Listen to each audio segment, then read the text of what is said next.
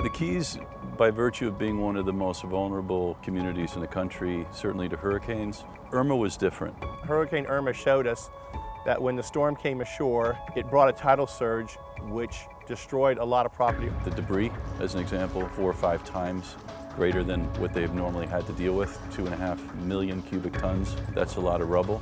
So there's a lot of infrastructure work that needs to be done, and I think that's going to end up coming out in taxes. It opens everyone's eyes to the fact it is a very high-risk area.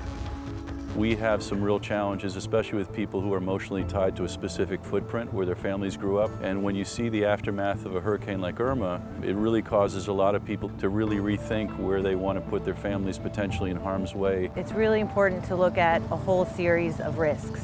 And a lot of times when we look at risks, we separate them out. There's the risk of sea level rise, there's the risk of storm surge, there's the risk of extreme rainfall, and then how do those things come together? Some of the data I've heard on the Atlantic side, 18-foot storm surge, on the Gulf side, 9-foot storm surge. It's like being in the middle of a washing machine, and how does a community survive that and then think through for the next one?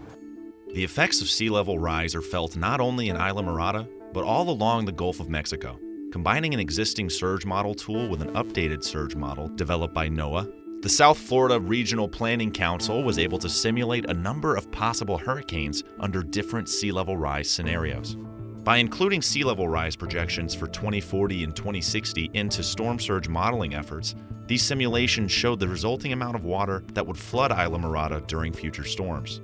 These possible futures are integral for determining specific high-risk areas along the coast, as well as creating accurate evacuation zones, building codes, city emergency responses, and land use plans. In addition to modeling data, the Council conducted on-site infrastructure evaluations and interviews, incorporating local knowledge into the project report. The final result is a web portal containing the local feedback, specific findings, and interactive storm surge flood maps that compare present day and future surge and can help users identify high-risk areas or check on the location of critical infrastructure. This project also made recommendations, including that new buildings be elevated higher than base flood elevation and a change in the high-risk area designation. Understanding the effects of sea level rise combined with storm surge is essential for communities across the Gulf to increase their resilience. For example, Mississippi can also expect significant impacts from storm surge and rising seas. Future surge could cause over $9.5 billion worth of damage to Mississippi homes. That's like putting $95,000 on every seat of a football stadium. Along the pathway to resilience, reducing vulnerability requires filling the data gaps created by surge effects, similar to what was done in Islamorada. These data can be used to view projections of future surge under different sea level rise scenarios. Using the latest and most accurate tools to paint a fuller picture of present and future storm impacts will protect communities now and into the future. It's not enough to use historical data as a predictor of future impacts. New areas are impacted by storm surge and flooding as each year passes. Basing long-term planning on accurate long-term modeling will help coastal communities minimize hurricane impacts into the future.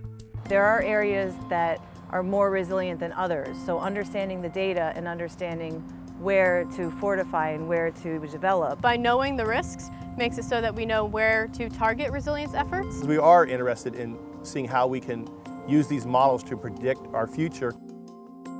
Sometimes a hurricane or a natural disaster is what it takes to really take the bar and have to set it, even though those challenges require a lot of decisions to be made. Resilience planning encompasses so much more than engineering and hardening and infrastructure.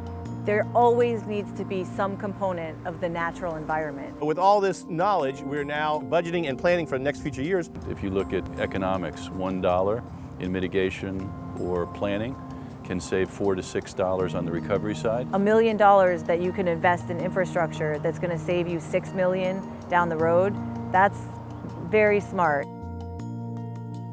When you talk about the next step in all of this, it's really trying to provide an opportunity to talk with each other, because there's great information and there's great science. It's absolutely essential for the community to buy into any type of action taken by local governments to increase resilience. There is an extraordinary love and passion for this place.